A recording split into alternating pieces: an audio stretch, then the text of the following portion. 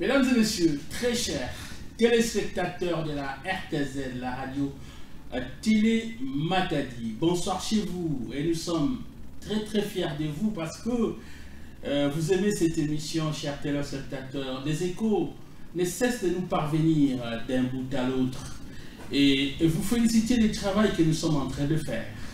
Dernièrement, nous étions dans la ville portière de comment, la capitale Kinshasa. Et nous sommes allés à Boma et nous sommes revenus dans la ville portuaire de Matadi. Nous sommes très fiers parce que de partout où nous sommes passés, nous sommes allés interroger des grands politiques. Et revenant à Matadi, et toujours de ces hommes politiques ont bien voulu, en tout cas aussi, passer dans cette émission. Et aujourd'hui, chers téléspectateurs, comme on s'approche des élections, bientôt on va voter les députés nationaux, provinciaux, mais aussi les conseillers communaux, mais aussi le président de la République. Ça sera bien sûr le 20 décembre de cette année. Chers téléspectateurs, ça bouge de partout. Tout le monde veut quand même parler. Tout le monde veut faire entendre sa voix. Aujourd'hui, nous allons connaître notre invité, que nous avons invité aujourd'hui, qui est avec nous ici. Qui est-il? Et son parcours. Mais alors, on va continuer pour en savoir un peu plus sur, parce que nous allons vous le présenter très bientôt là, comment restaurer l'autorité traditionnelle des Bamboma dans la ville portière de Matadi. En troisième point, nous allons parler de ce qu'a été cette législature qui va prendre bientôt fin là, bientôt là. On va essayer de faire des critiques. Enfin, on va connaître les motivations parce qu'il est candidat député provincial. Qu'est-ce qui l'a motivé de postuler? Voilà. Sans plus tarder, on vous le présente. Il est juste à côté de moi avec la complicité de la technique. Voilà, il est là. Monsieur Patrick Mpatantilika. Plusieurs le connaissent. Il est ayant droit de la ville portière de Matadi. Neveu, bien sûr, de ce grand homme, Longosita. Donc, bah, on voit Matadi. Bamboma. Mais il est aussi président interfédéral de la Ligue des jeunes de l'ADP, le parti politique Alliance des démocrates pour le progrès, parti cher à Christophe Lutudoula. Salut. Salut, monsieur André. Et comment vous vous sentez? Je me sens très bien, très à l'aise. Voilà, ayant droit de la ville portuaire de Matadi, nous sommes très fiers de vous recevoir. Et je pense que vous aimez beaucoup votre ville, hein? Bien sûr, c'est là où nous sommes nés. Donc, c'est la ville de Matadi. En fait, c'est nous. Nous sommes attachés. Sans la ville de Matadi, nous sommes nuls. Donc, quand vous parlez de la ville, nous nous sentons concernés parce que c'est de notre. Donc, nous sommes venus de là. Nous sommes tellement attachés à notre terre. Donc, comprenez que nous n'avons pas d'autre espace que la ville de Matadi, que nous défendons bec et ongle pour redorer ou développer cette ville. Voilà, merci beaucoup, nous sommes très fiers de recevoir cet ayant droit avec lui. On va parler, hein, en tout cas, chers téléspectateurs, Bozala tellement attentifs parce que alors, comme annoncé, nous devons connaître qui est Patrick Mpatantilika. Azanan, son parcours. Et bien, Nico Patrick, c'est vrai, voilà, et Andra Iwana. Mais à l'écart des tapes, Azanani, Nico Patrick, c'est vrai que le Goza et Andra, mais parcours, on est plus nécessaire pour la voilà, Nazali, monsieur Patrick Mpatantilika, Nengo Tikoloba, né à Matadi, grandi à Matadi malgré Kobima à Kinshasa et tout, mais tous a vraiment né et grandi à Matadi. Alors, Nazali, sur le plan d'études, Nazali licencié en management et puis je suis juriste en formation. Donc, Nazotangali Soussou, droit. En dehors de ça, Nazali président interfédéral. Il y a parti ADP, Alliance des démocrates pour le progrès, parti cher na excellence vice-premier ministre des Affaires étrangères, Christophe Lutudoula Apala Penapala, Yende Akambaka Biso na niveau national. Donc, Voilà où Nazali, ce qui toiko loba mususu, Nazalaki pour Nautiko Bima, conseiller principal ya REC ezali représentation des étudiants du Congo pour le Congo central, Nautiko dirigé pendant une année, na organisé qui élection, puis na passé flambeau, na batu mususu ba dirigé, et tant que tu as embrassé politique, tu as combiner les sous-soutés, ba charge mususu, na o ezali à société civile et o ezali à politique, to meki kotika. Le devant. Donc, en bref, Nazali, un jeune entrepreneur, engagé et puis politique. Parce que Ndenge Balobaka qui s'occupe de la politique, et qu'on s'occupe de yo. Voilà, tout un terrain politique pour nous couper ça, tout qu'on l'accepte oyo, tout qu'on couper ça comme valeur pour nous faire avancer et développer notre ville de Matadi. Merci beaucoup. Voilà, chers téléspectateurs, donc allez-y comprendre que c'est pas quelqu'un qui est tombé comme ça, comme un cheveu dans la soupe, mais c'est quelqu'un qui a un parcours. Mais pourquoi tu as ADP ou tu as un parti politique? Politique ADP. Bon, na bandi politique, moi Tongo, vraiment jeune âge, à l'époque, je me rappelle, 2002, Nazalaki na IDPS section Kasavubu à l'époque. Après Makamounion sur les cas qui n'a pas IDPS aligné pour participer à l'élection en 2006. Nazalaki na MLC na Ligue des jeunes ya Kasavubu kunande na baneko saler la politique actif. Après MLC to yebinyo so esalama comme réalité. En fait, ezali parcours na jeune âge na bandaki et sengaki na akiri expérience. Na leki na MLC kozonga na nga na Matadi après ba étude na Kinshasa na ye kokota na INC ezalaki dirigé à l'époque non Papa Tex Mavinga que son âme repose en paix to travailla qui na ba camarade Babel Babomba yazalaki interfédéral ya jeunesse yene mtobane ko kambabiso na ba ndeko José Tedika Mouta que je salue et je respecte. Et puis batu mususu to travailler to tambola ki lisusu malamu te to se diverja ki na ba idée à l'époque pour ebi excellence Vital Kamerhe a soutenu ki dialogue biso to zalaki na pensée mususu à l'époque et ça là que to panzana et puis to yeko s'engager na ADP depuis 2017 to zana ADP na excellence Christophe Lutundula. Pendant que tous cheminé la politique, l'alliance Salamaka et puis Moussouche Koufaka, on a conclu une alliance plutôt avec Ensemble de Moïse Katumbi, tous qui Bissonion et Longo, parce que Ensemble pour la République, et Zalaki Mosaïque, il y a un parti ébélé. Donc ADP, Azalaki parmi, parti ténor ou Bazalaki Nakati. Tout soutenir qui candidature à un certain niveau, il y a président Martin Fayoulou. Après l'évolution, nous sommes dit Totambola Nandeko ou président Félix Antoine Tshisekedi Tshilombo et a remporté qui a gagné l'élection. Tozala Kinaye na ensemble le kola ezaki mosaïque.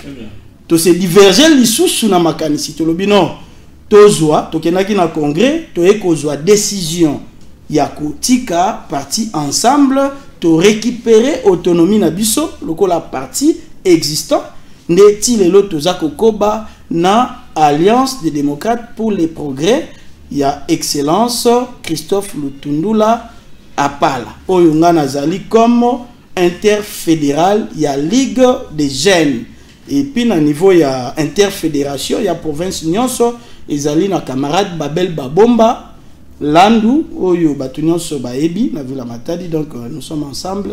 Et voilà, et si Kanazo émerger dans la politique. Voilà, mesdames et messieurs, je pense que vous avez compris ce que.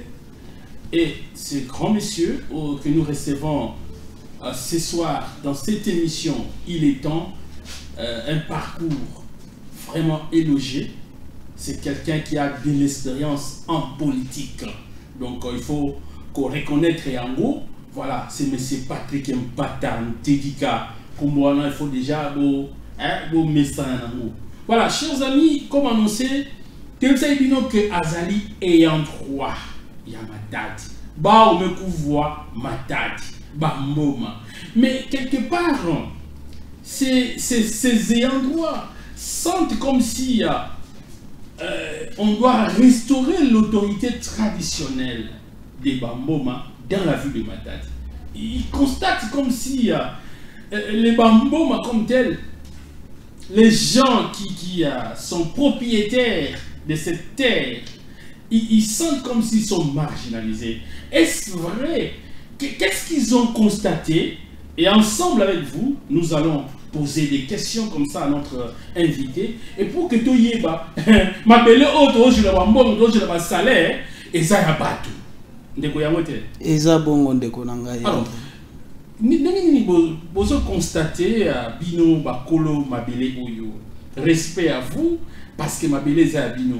Est-ce que droit na bino est respecté en tant que propriétaire à terre? Qu'est-ce que vous sentez comme un peu rejet ou manque de considération pour na mabele na bino? Merci beaucoup na motuna oyo na ko préférer na répondre yango na Kikongo pour bande nyonso ba yoka. Beto toke ba fumu ntoto bamboma façon ngemetuba toke na ba village parce que la ville de Matadi y a que ville mosi urbano rural y a que na ndambu y a urbain et puis ndambu y a que y a babwala voilà babwala ki pembeni alors na nyonso ina beto vesalaka yawe Nzambi amepesa na bakulu abeto ba meluta et puis beto bubu ya itoke vana kutuba ke rejet ou abandon, je ne sais pas, il y a que vraiment fioti, il y a que ngolové. Donc ba mezika ka beto kuzika. Oui, ba mezika ka beto kuzika parce que ba ke consulter ke beto kutuve ngege mona kana ba kinzi aba okele ba fete atoboki la tête kingandi sa muto meza bange vanda kuna ba mevoatisa ni bima meluta. Mais en réalité, ils ne nous respectent pas. Ba ke kipeke beto ve donc oubliez même, donc enterré. Il y a que ça la beto passe. Ah, il y a une toto ya beto. Il y a que les centre ya institution, il y a province. Ba fumu nyonso ya kizunga awa bage vuandaka. Mais ngeke tala na gouvernement. Ngeke mona monsive ya beto etant que bage na ba toto ya beto. Ngeke tala même na ba poste ya nominatif. Toke levé attaque ici comme aussi V. Bage consulter ke beto V, bage bokila beto V, même na tsuka ya année, façon ya vuandaka pour reconnaître même. Toke na kupesa même par exemple ya mwanda to même mona ba metula 10 millions, ba yake bimaka périodiquement bage bénéficier na yao. Beto na Matadi awa yake élevé, ils ne nous reconnaissent pas. La ville de Matadi yake cosmopolite V, yake ville ba autochtone kele, il y a une minorité kele. Alors, il faut qu'on reconnaître au préalable Batouina, que tout là-bas on a kisika na baou, n'engege mon développement. Comment n'engege kuza na inzo amunu, n'engege vous considérer mauvais. Mais n'engege kuza bondisa, nakata inzo mufu mukevana. Mais c'est inadmissible. Voilà, Mato Domingi Pangi Patrick Mpatantelika. Alors, Mbaza Matadi Belo Mukuvaya ou en tant que Bamboma. Alors, qu'est-ce que vous voulez au juste? Ni le zone, il y a un fou fan de ça, en tout cas, ben considéré. Bon, il y a tête, bah point que mingi, mais il y a tête et à quelle reconnaissance. Bah reconnaître beto tête, qu'un toto ya ba fou moi kima et quelle. Mais tu reconnais, mais tu mon chef coutumier à chaque fois un cas ba fou nous côté na kati ya mbanza matati na pose mais mon chef coutumier et mais tu vois après ba pesa moi bima na chaque fin de l'année papa ba le côté mondia ya façon. Bon, bika muza bisange kima mosinge même on a désordre qu'elle est entretenu na Villa Matadi. Pour reconnaître que ba fou me kuiza ba tume na yamba ina théâtre. Mais tout bilange ina yake théâtre, yake plinave.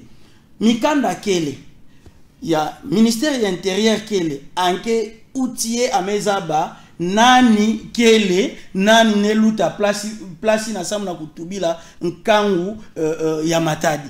Donc yake pasi kumona bima nyonso yake entreteni façon ba toluputu ke tubaka diviser pour mieux régner.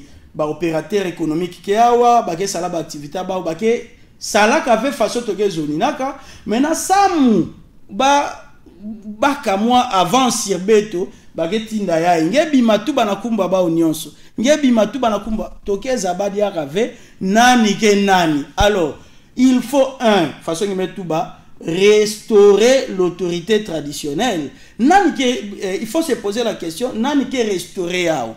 Parce que voilà qui est géré. Très bien. Lokola boala qui est géré. Nani fwani voandi ça, bah tout ça moi ni restaurer l'autorité traditionnelle. Il y a quel état? Par l'entremise, il y a ministère, il y a intérieur parce que tout est géré. Ministère national ou provincial? Il y a qu'un à des niveaux. Ministère provincial parce qu'il y a que ba attribution nani ministère de l'intérieur et affaires coutumières. Est-ce que il y a une affaire ou des affaires coutumières il faut gérer mettre de l'ordre? Non. Na niveau national problème quel est? Ba me décentraliser ba ETD me salama awa toke monaka na ba territoire en kaka ba député qui copté. Bon si ba député qui copté parce que ba minoritaire voter na voter vena nombre ina kibake na yao de 1 aussi de 2 parce que ba fumu ya territoire ina. Alors il faut le reconnaître ya ba mettre tout là ka système ya cooptation kana ngeme vérifier dans l'assemblée provinciale ngeke mona ba député coopté ke kuna mais Matadi ya ke urbano rural maintenant minorité kele il faut façon ngeme tout ba fumu antoto ba kele mais pourquoi pas beto vanda coopté? Au lieu que tout le temps dans l'élection, c'est vrai, c'est une action ou exercice démocratique, il y a qu'un niveau, mais à un certain niveau, il faut te voir là, coopter parce que qu'est-ce que vous avez fait? Il met ça là, ça met nos salles, bah fou, top ministère, il y a intérieur national, vous allez reconnaître ben nous, ça on peut nous voir qu'on a pas ben il y a des députés, façon il y a quel la musique en cas qu'on va coopter député, ben au si bamboma, qu'est-ce que vous avez fait? Il y a au tout bas désordre, il y a qui entretenu. Il y a qui n'a batu, il n'a mais s'organiser que pour nous étouffer. Voilà pourquoi oui, il y a où tina met tout bilangue que to les kaka, to vana kan sabatu ina gembote me mambu ina imen. Beto mosi bantuenya comme tome baka inswa ya kutuba pe ya kutanga kubaka mo intelligence toke tuba leria mo to futuka dia manima ikeleve ba fumu ya luyalu faut bazaba que ba fumu antoto bakele. Si nous voulons le développement dans cette ville, il faut nous reconnaître, nous mettre à notre place, c'est-à-dire beto diaka comme babo la beto me manisa yamete kuka kwa kuba ba société me kotaka toke dia na place à kusala bilanga fait. Donc faut te voir na part active na gestion ya bois la beto na province et puis na ville. Beto diaka to voir na reconnu coopté parce que y a qu'un ba regroupement y a qu'un ba groupement, il faut qu'il y ait un chef de groupement ça mou ba vanda coopté. Beto diaka to s'organiser pour qui ça ba critère nyonso ina me lomba ça va vous a coopté pe ba député na niveau ya mais bien sûr critère nini to ke sosa un kuvoir na ntoto parce que y a que samba benga ba boki la ngefu ntoto faut voir na ntoto deux voir na population mais to ke na population to ke na batu non maintenant minorité certes to ke fioti mais fioti yango il faut l'état sosa ani organiser beto par le canal du ministère intérieur. Il y a une sosa à nous organiser. Beto mo sitoké déjà organisé, mais accompagné na ministère Samu, tout la membre union son andila et puis beto dia ka ba reconnaître beto to vanda copter. Matondo mingi. Alors chers amis, mubanzati bandeko bino bolanda biso. Est-ce que Matadi oyo fani na bulega na bangozi? Est-ce que oyebi ke mabele oyo ya batu? Yo oza gouverneur, yo oza maire de la ville, mais oyebi ke mabele oyo to fani ya Matadi ezala ya bamboma. Est-ce que oyebi yango? Ça c'est une question que je suis en train de vous poser. Mais tu gouverneur ba na Matadi ku butri la awa. nous reconnaissons les Bamboma. Ah, ça, je dois vous le dire. Hein. Nous les reconnaissons. Mais ça va que Matadi est avec Vandaga. Matadi osa bisoté. Quand je dis à bisoté, parce que biso va parler à biso peut-être que Moussou soit côté de la cataracte, Moussou soit côté de Mikuna Wayombe. Et bah y a qui travailler awa. Mais tant que travailler awa, ma belle oyo et ça y a battu. Total nan gestion nango, ndenge nango, Matadi yango bandeko. Tout ça na port ya munene na Matadi. Port international. Tout ça na port ya Ledia. Tu as la entreprise bebo. Tu as la batongi, misale belé. Mais est-ce que nous sommes en train de reconnaître Bakolo ma belé, Likambo ya ma belé. Voilà, alors Ndeko, Nenge bino boda bakolo ya ma belé, bakolo ya Matadi. Parce que même tout le monde, total Bakinza ou Pebino Gaga. Non, Kinza ou Kinza ou Binoter. Kinza ou village. Oui, biso. Kinza ou loi di loi ou village. Kinza ou village. Et c'est là la musique, c'est là même musique à Matadi. Mais écoute la presse. Voilà. Alors, je suis à Matadi. Tout le monde Matadi pose un mot à Nabino. Beaucoup n'a mon nez. Bateau Bakama Matadi. Matadi Nabino va bon, ça me connaît petit poto. C'est comment là? Non, il faut qu'on se dise des vérités. Hein. Total ananelongi, tolobana bosolo. Très bien. Matadi eza mal géré. Très très mal géré. Je vous dis, ndeko sondo. Okotambola na Matadi nengo lobi Kinza ou cité yango. Très bien. Okokene na Luangu, okena Luadi, okena Soyo village. Na koyebi. Na France baby noga. France, bandeko na biso pekaka. Mais lokola belge na portugais batiaki frontière. Voilà, bango batikali kuna et puis ba village ezabou. Na koyebisa yo tango zolo ba bakolo mabele, luka otambola okoma omona bamboka na bango eza ndenge nini? Parce que Matadi ya biso eza attaché na bamboka na biso. Na yebisa yo nzela eza te. So nyo mata awa na Soyo village. Lelo yo ozomona ba Kadhafi ebele na ville à Matadi, bazo s'approvisionner na ngambu ya ba voisin. Il faut ba matela na Soyo village. Ndeko na ngai nzela ezate impraticable. Est-ce que autorité azao? Je ne sais pas ce qui va autorité bazali, mais il y a l'absence de l'autorité de l'État. Gouverneur avandara awa na Matadi. Maire de la ville awa. Bourgmestre ya commune na Matadi awa. Ndeko na ngai na pesi na sengi bao bazolanda biso babeta tour batala nzela baomona ki ona olobeza bosolo nzela eza ya kokufa. Je suis à ville Matadi na habité, c'est catastrophique papa. Nzela nini mituke koleka lelo yo tozana 21e siècle mutu nyonso akomi koluka atambola na mwa eloko na ye mais na nzela nini parce que nzela ezate. Est-ce que tomeki koluka kosala ta nzela po ba mituka eleka nzela eza ya kokufa? Exemple typique yaka awa na morgue awa kaka musika te na morgue okomona nzela bango moko bakangaki nzela balobi bani basala balongoli mwa mabanga wana esali bani de pulpo batonga nzela touti kolanda kala mingi te bandeko na biso ba jeune lucha batambolaki pona nzela wana. Est-ce que bakonzi ya mboka baza to bazate? Mais moi je pense que bazate. Donc Matadi na bino ezokende kokufa. Papa, Matadi ezokende ya kokufa te, Matadi esi ekufi. Ndenge mokonzi ya mboka lobaki eloko koboma eza lisusu te parce que ekufa déjà etikali epave. Yango na tina biso bakolo mabele tolobi il faut to se prendre en charge. Soki ba autorité oyo baza sur place bakoki na bango kosala eloko te kasi batikela biso to gérer. Po biso pe tozana ba capacité ba université batangi biso pe totangi ba ekolo baleka biso pe toleki wana gestion ya batu basala biso pe tosala ngo mais eloko eza ya biso moko Matadi eza ya biso nengo explikaki ba papa na bino misusu ba uti na ba cataracte ba fleuve et tout mais biso ya biso awa tozana esika mususu te. Voilà. Bandeko omoni na zo loba yo sala na passe na motema. Yana msabu pasi na tima pasi. Bete betkila mtuba na télévision awa, muge awa na RTZ. Mais ça me le tient na ba insu. Ya fa na RTNC, ma chaîne nyonso. Ya été awa na Matadi.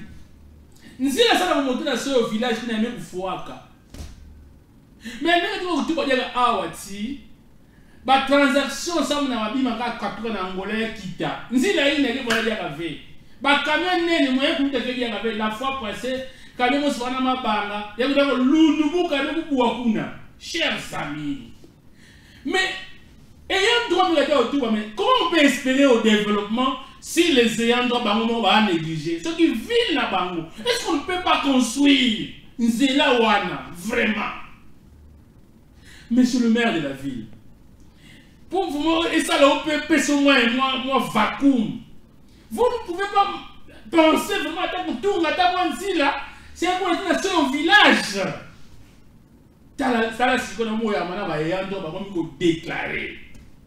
Alors, on a mis ça là, même là, il faut reconnaître, on a tra par-ci par-là, la société, quand même là, voilà que là, il faut le vérité. Ndekonangai André Matombe, na ute kolobanayo des ordres eza organisés.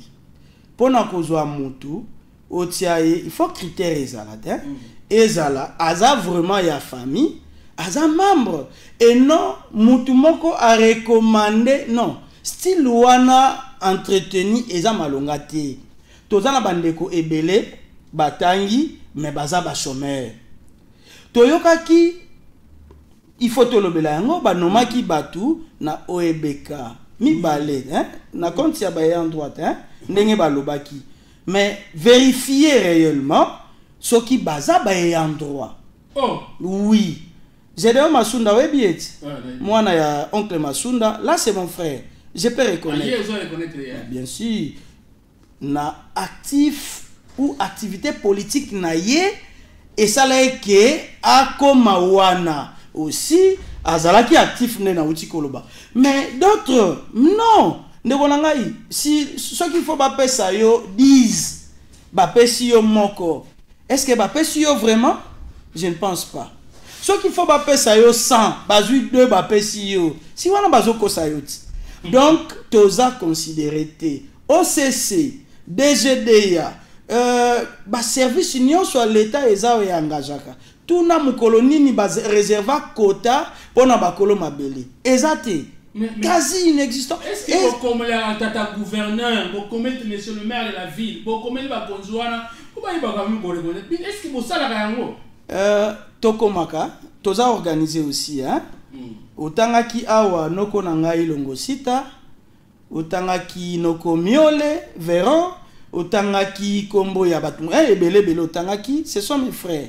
Tokuta nakape, tokoma à plusieurs reprises, plutôt toza même na arrêt ya cour constitutionnelle. Oh. Oui, oezo reconnaître mabele XY bakolo nango ezali ba endroit ya Villa Matadi na koyela bino yango okotala ezana ba jugement même ezali ozo reconnaître ba société ba ya ko négocier na biso ba nila ba titre na bango ba certificat d'enregistrement na bango etikala kaka muto ya betaka timbre abeta po anile.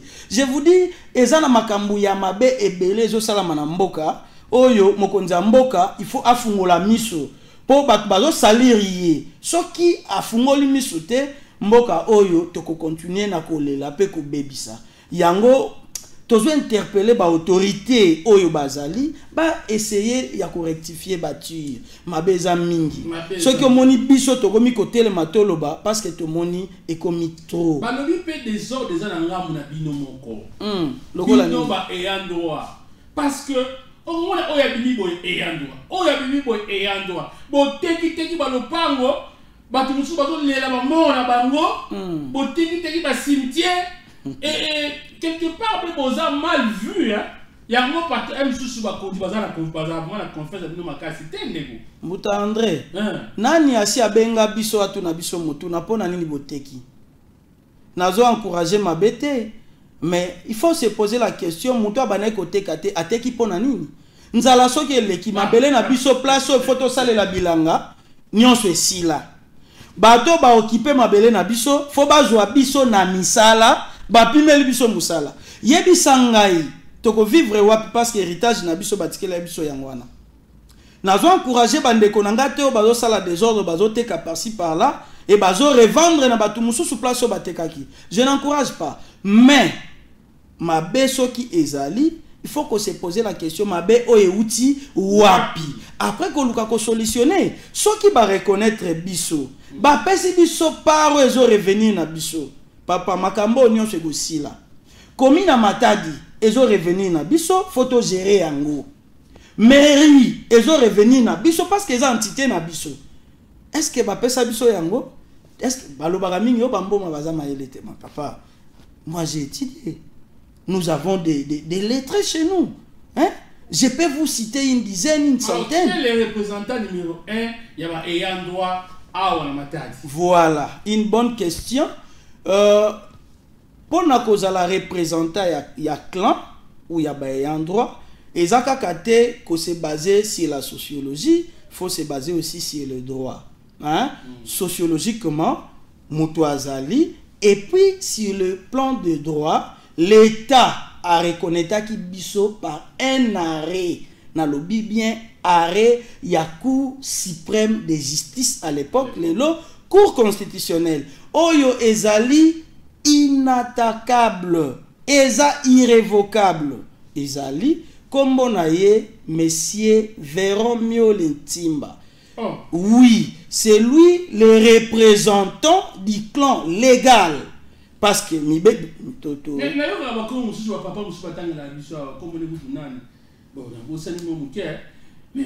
apparemment c'est pas activité ça yende mudabimara mingi liboso.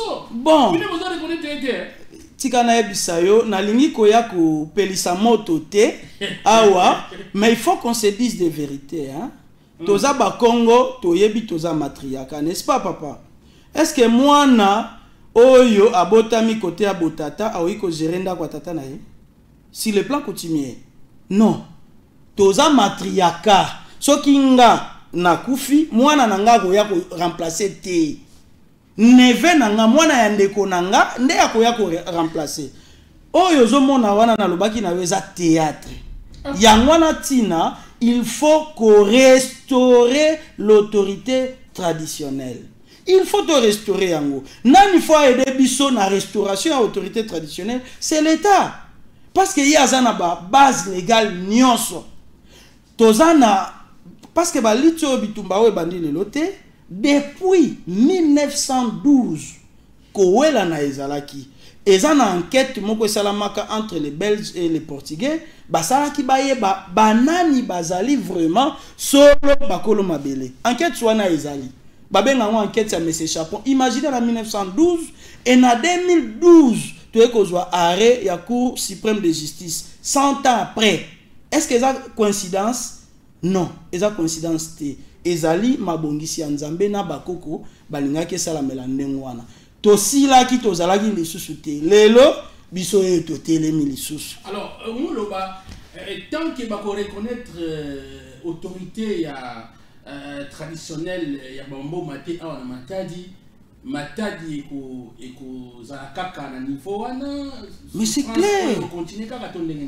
C'est clair.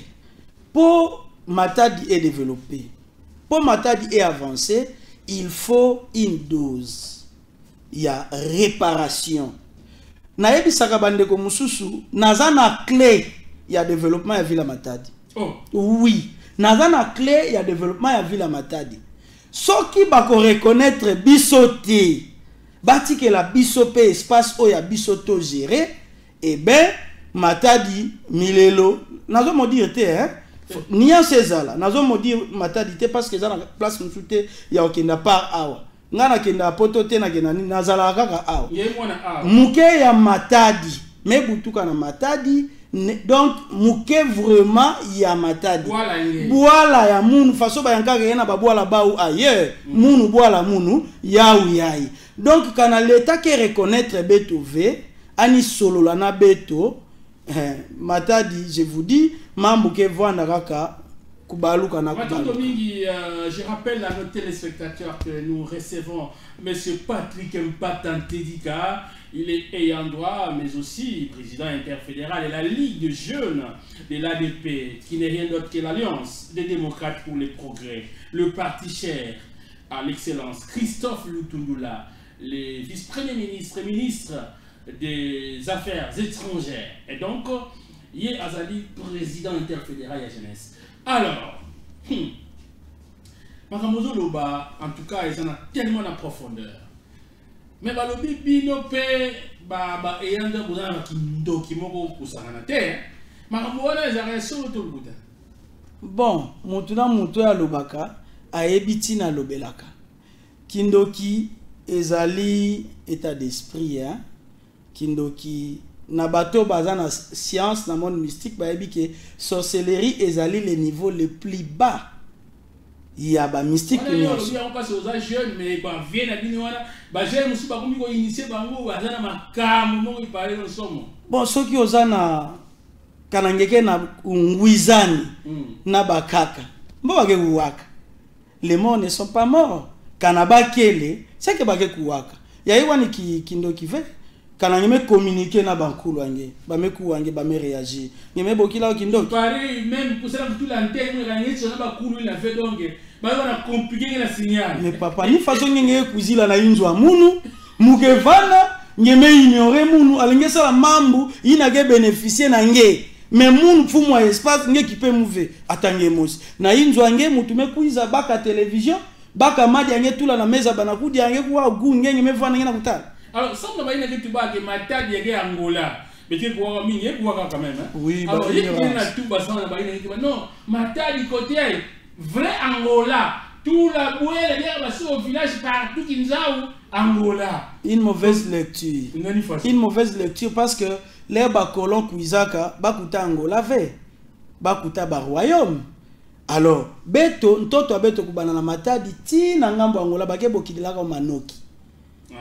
Ngekuwa na Angola na noki awa bao ba mebikana na appellation ina ancestrale noki dans l'ensemble yake manoki Angola ve Congo ve mais manoki parce que yame bana fleuve ti kuzengisa kuna toki entouré na maza kana ngezo bimana nzila pozo maza ke kuna na disimu kuna yake palabala no beto kwaku Matadi kana ngezo bima play na ba fleuve faut kuzengisa maza bon.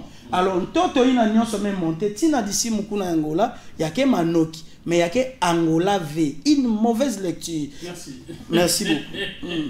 Voilà, chers téléspectateurs, les numéros affichés 089 95 76 860, vous pouvez nous envoyer le message, vous pouvez aussi appeler. Hein. Est-ce que membre de Kutuba, Anke Nanzira, tu vas dans quoi dans Ngam, dès nous détecter de Matadi, mais bah tu vas vous reconnaître le bas V. Alors, Pani, il y a député, candidat député provincial, mais que la chose c'est poser une question en cap. Ça n'a pas été la député à Bito. Oui. Qui salue parce que Salaka Awa na Congo central. Mingi député provincial. Inge kuvuanda ka nkulu mos ne kuva Matadi. Ba renya ba mama ba Salaka Awa. Place qui est implantée assemblée provinciale siège là il y a la carte de ville de ya Matadi ben vous voyez pas moment. Comment vous trouvez la façon que celle-là va député en mais Sadila va Sadila ça c'est un mot de to ni na mona ba clair. En tout cas qui a dit nakuseka province qui est prise en otage na ba député provinciaux surtout législature ya kubola yai. Combien de présidents meloutent en assemblée? Il y a eu troisième, hein? Si j'ai une bonne mémoire. Il y a eu troisième. Kubanana Mbuta Matusila, Mbuta Jean-Claude Mvwemba, et Boubou ya toke na Mbuta intérim. Mais confirmé que oui, intérim en na kusala mouke contre yandivé. Mais dans l'ensemble, mouke tubilange ba député provinciaux yayi. Kana to voana na époque ya musée Laurent Désiré Kabila bayanka kabake ya kufua bayanka kambele fo bakangama papa bakena kuteka bavoa ya bao les anti-valeurs population kena kuvingira mingi na bao population me voter bao samna nini bakwena tubila nkangu ina nyonso kena kudéranger kangu mena bao na place ya kukwena kunwanina nkangu abau Non, bah on va ça la commerce. Oh, il y a une façon. Tomeza ba réalité. Non. Mbuta André. Qui a dit hein? Province à Beto, qui n'a pas na manima. Province y a que mal géré. Kubanda na Zulu, tina ndimba. Kanato voandaka conscient beto ba nekomu. Fo to vutuka na manima totala wapi tomeka tuka wapi kisika tomekuma. E kubaka batu ina nyonso tout la pembeni. Ya utangu mefuanina. Donc la population qui na kusala play. Ya ke na kupene grave. Maza ya mekuma de l'estage. Nimekuwa déjà député provincial mosi ametu bila mambo ya maza de l'estage na Matadi. Anike le vin. Maza une fois na semaine. Maza ye toke na yaona fleuve. Mais c'est inconcevable. Nani boala ina maza le voanda na de l'estage. Une semaine, une fois par semaine. Mumge voana na cité hein. Mais ça ba réalité ba mama ge na kuzenga na ba machette na ba 4 sam na ko na sosa maza. Mais ba député provincial ke awa na manima awa. Awa ga na palace. Ba ke tambula lix. Ba ke na ba ka mbongo baou. Mais pas ya inkangu ke na kumona. Moeba za ba yaou ikelevé. Moeba tubila yaou ikelevé. Kana ba futa mave ba met tout la pression. Le gouverneur paye. Na ba forme ina ye lutilaka muza bave ba ke pesa ka bao. Mais sam na nini veut mettre la pression na gestion ya province. Boala beto ya Matadi. Mutu bila Matadi parce que mugena Matadi. Très bien. Bantuenia qui na ba place en kaka avec Kusakana. Depuis stade mekanga mamu kota te match na dama avec ni mo na salle. Il y a que sécuriser ve, il y a que na ba conditions requises ve. Mais est-ce que ba député provinciaux balenda tubi la gouverneur ve que nkango Matadi ke na kulomba stade. Et que nkango stade ke na kulomba bandila. Et que nkango stade ke na kusosa maza ya kunwa. Papa, kana nyemeta la ba maza yeto ye kunwa ba sachet ba opi. Ba place yake salamilange mona beto kiadi hein qui a dit alors nous abave quel genre ya ba député toke na yaou na boala yae ba union se faut ba kwenda to remplacer babilu nyanka vous nous on a coup diange mais pesa déjà mvuto nge sam nange mutinyo ti ba tsadula ba openza yake ya Mbote TV est-ce que tu peux se dire quand même chance ba tata ba vutu kadiaka pamba peut-être ba idée ya Mbote bagena yao ya kuza na legislative ya na kuza nkango na nganda beto ba inje ba bola voter ba odia ça nanga yingi tout biake inadmissible ba yankaka mesala déjà deux mandats yankaka troisième ata loi mosi ya pamba proposition ya pamba ani salave maintenant ku vutsa ni samwa ni sala nini niki toke vuti là-bas osamba mesala nini na bilan nini bilan ni bage présenter na population ya nkangu ya ikena kuvingila maza kumila baou en permanence nkangu ya so village kena kuvingila nzila salama nkangu ya kinzao kena kuvingila basala ta depine ya pamba maintenant loi di loi qui abandonné batume bana kota kuteka même ba cimetière. Imaginez na kati ya village batume kuteka na ba cimetière. Est-ce que ba député qui vraiment na boala?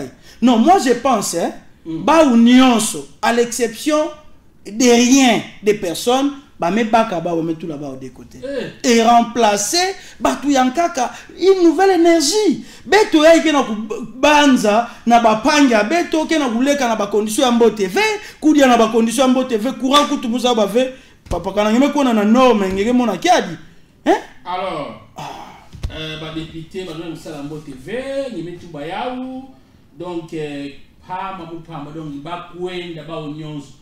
Mais du moins, ça n'a été à la gouvernement provincial, les gouverneurs quand même. Alors ça l'a Mbote. Gouverneur, ni jamais ça là déjà. Giban quand même, vraiment. Ni qui déjà mais ça. Oh.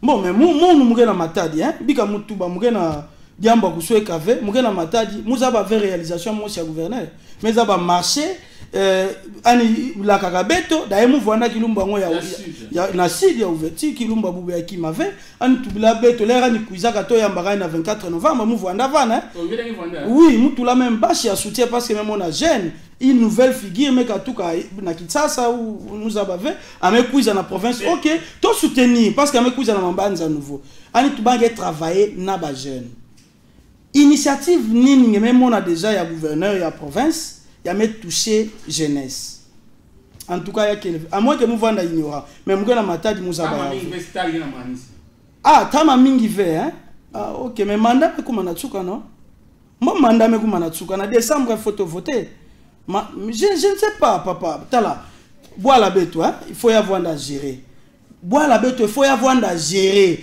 et non na ba illusion non qui marquait na Kutambula V. Villa Matadi yake abandonné. La province du Congo central, je ne sais pas. Elle n'est pas gérée, papa. Il faut aussi sa gestionnaire, Yambote en gérer. Et la province et la ville de Matadi. Bika mou rappeler qui m'a mosi. Mouke fan ya moutouve. Panya beto mosi me katuka voir la maire de la ville. Patinzuzi batu ba angenzenza mekatuka na Kinshasa et patati patata bien de bamboma yi be mona par rapport ya rendement de ça mais ya muna muzo tubila ko na taya ya mesala to monaka ba réalisation hein il faut les reconnaître to monaka ba réalisation bandila mesalama malgré na ba condition ina ya salaminaka mais dis-moi hein ya salama. Depuis qu'il est parti, dis-moi papa, bon, na histoire vous savez ba mambo fait. Mais vu la matade que j'ai rêvé. Donc comment na moni nani? Alors ça la mbote to comment? Mais kusala bagé monaka ya na bisinsu non? Ele monini oyo to ko mona na ville matadi oyo monsieur le maire l'actuel a sali déjà. Ni to ko lobela oyo gouverneur Gibandu a sali déjà. Mais il n'y a rien. Donc cela signifie que la ville et la province du Congo central dans son ensemble est mal gérée. D'ailleurs, la province n'est pas gérée. Oh. Il faut remplacer. Il faut remplacer. Mais remplacer quoi?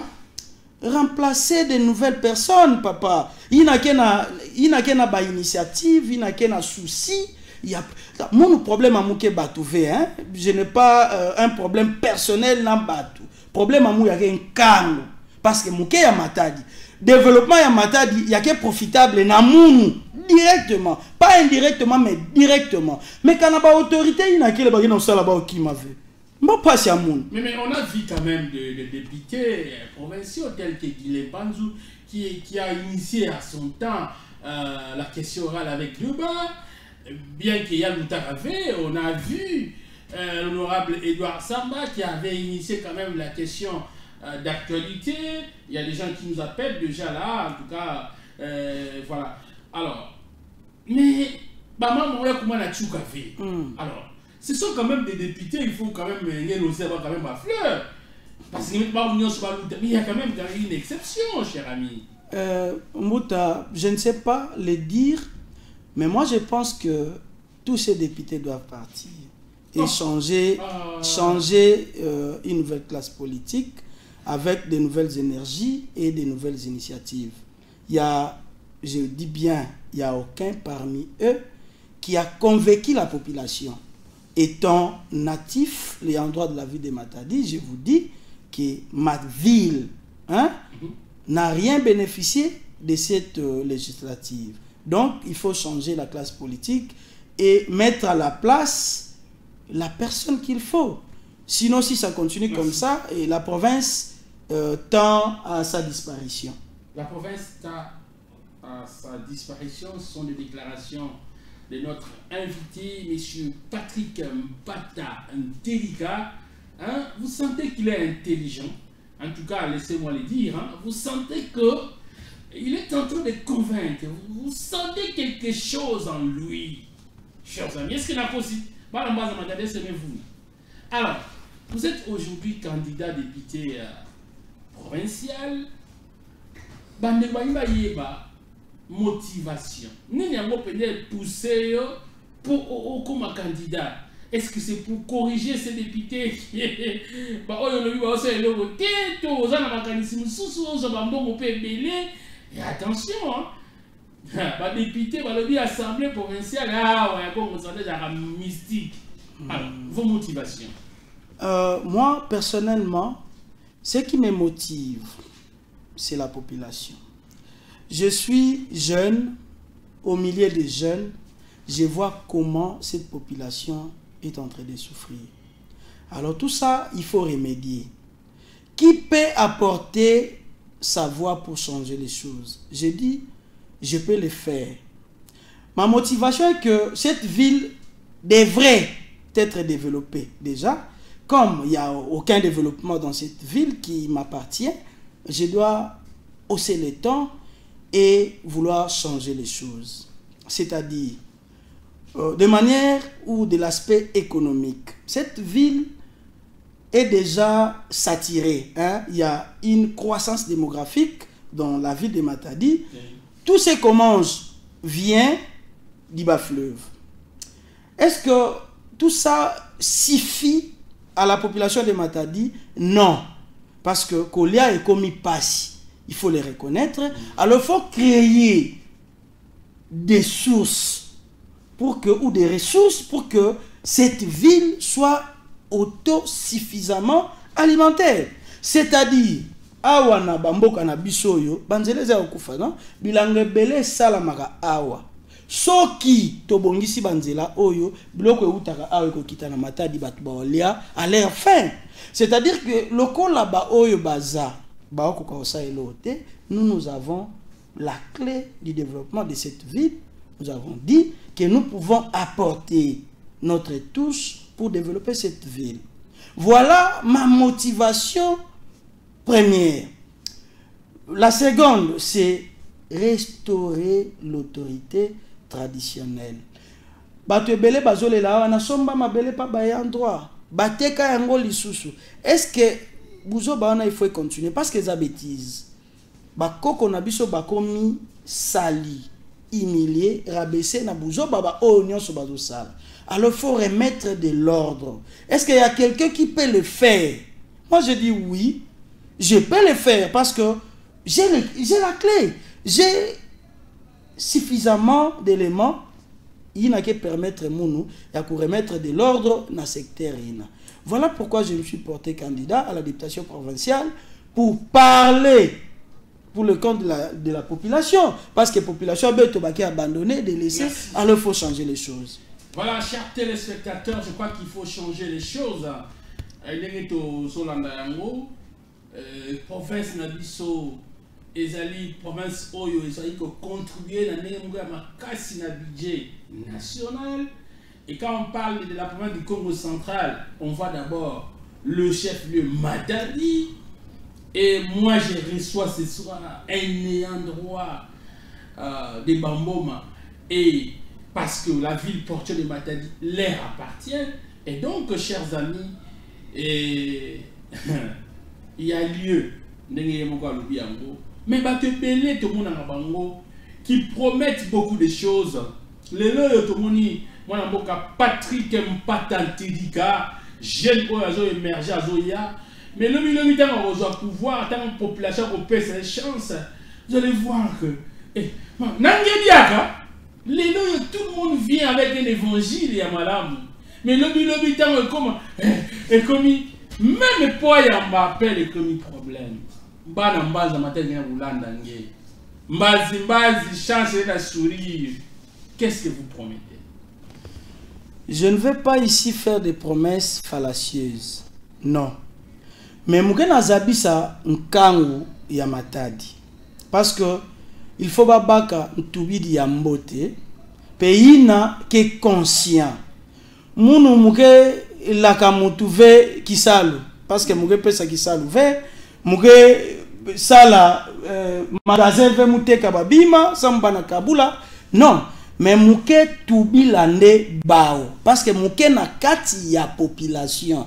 munu muke levé baïna ke kuiza sambata la population mais mon muke na kati ya population c'est-à-dire mambu ina nyonso ke tungisaka betu maza courant nzila ya muke tubila c'est-à-dire je vais plaider sa muna yaou ya salama mutu ina gena kusosa kukuma député muzaba faire kana fone sala magasin sa mon banateka non c'est pour plaider tout simplement la cause de cette population meurtrie. Donc, mukena zabi sankangu ya Matadi, bana nyonso bantwenya kana muke pesa message ya propagande veawa, mukena sala propagande ve kana nzambi mesadisa eke tome kumakuna façon to tubaka ba ina ke landa beto déjà mezaba objectif principal ya kele pour rétablir mambu ya nyonso ke na kutongisa population, c'est-à-dire maza courant penzila.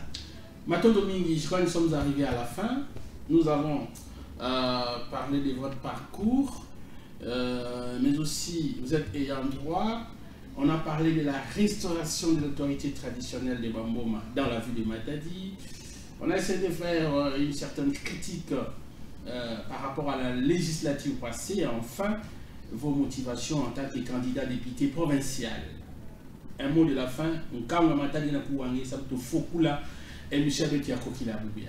Matondo Mingi Tata Sondo, Diambo Atsuka Mule Tuba, Biakele, Nkangwa Matadi, Anizibula Meso, Samu, Batu Mingi Kuiza, na moma ya campagne, Kutuba, Kupesa Polo, Babilele et tout, mais Batu Ina, Bagé Salaka qui m'a mosi Vesam na Beto. Ya ubeto mosi bantweni atome tuba cette fois-ci photobaka mambu na maboko tomeka ku changer ya alors bantwenya ba continuer ko pesa beto confiance ina bagé pesa beto depuis tama parce que toke voana déjà na bao et donc ba voana na beto ki twadi to continuer liti na toke sala depuis tama to metambula ka samu na ba mambu mingi na boala ya ina province ya et toke continuer ku sala ya ou samu population ani retrouver place na mebonisa masam na yani. Merci en tout cas d'avoir répondu à notre invitation. Je rappelle que nous avons réussi pour vous ce soir, messieurs, Patrick Mpatantedika. Il est ayant droit de Bamboma, propriétaire de cette terre de Matadi, mais aussi président interfédéral de la Ligue des jeunes de l'Alliance des démocrates pour le progrès, ADP en sigle, le parti cher à l'excellence Christophe Lutundula. Chers amis, vous nous avez suivis, et vous avez suivi du début jusqu'à la fin, et pour ceux-là qui nous ont suivis depuis le milieu de cette émission, nous vous disons aussi sincèrement merci. Vous désirez passer à cette émission, n'hésitez pas de nous appeler à ce numéro affiché, comme l'a fait aussi notre invité. En tout cas, nous sommes là, il est temps, nous donnons la parole à tout le monde, et nous remercions notre invité, s'il faut le dire aussi ainsi, pour de vérité, pour sa défense. Et je crois que tangu ya que le tangu ya batwenya, tangu ya batwenya, hein, mais tu peux s'appeler confiance à batwenya, mais tout bas, boba, bafunda tête. Allez, on se retrouve très prochainement. Nous aimons le Congo central, nous aimons la ville porte de Matadi. Pourquoi pas la République démocratique du Congo? Pour la vérité, Tukuluba vérité, Tukuluba kaka vérité. Merci à Nes Bavuna, merci à Noël Péchanga et à la grande famille de la RTZ. On se retrouve très prochainement. Au revoir.